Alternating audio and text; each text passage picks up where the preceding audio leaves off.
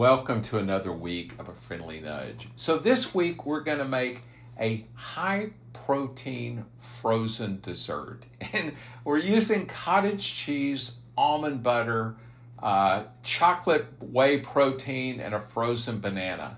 And I have to admit, as a kid, I hated cottage cheese. I think it was a texture thing. But what I figured out as I've gotten older is that cottage cheese is just a great way to add protein to any kind of food. I've used it in pancakes before. I've used it in scrambled eggs. You just have to kind of play around with it. And so we're going to put it to good use in this dessert. I think this thing's got to come in at pretty close to 40 grams of protein. So, and it comes together like super quick.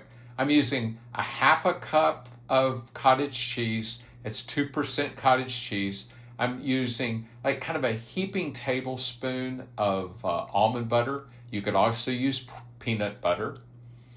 And then I'm using a scoop of whey chocolate protein powder and then a frozen banana. It was one of those super ripe ones, and I just tossed it in the freezer.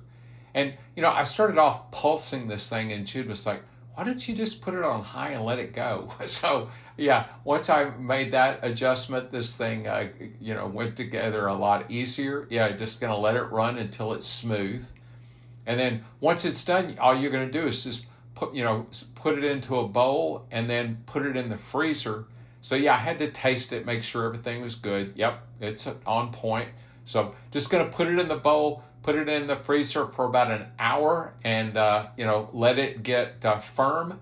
And this stuff is it's tasty, and you can play with it, add different things, and make it your own. But please have a wonderful week, and by all means, play with your food.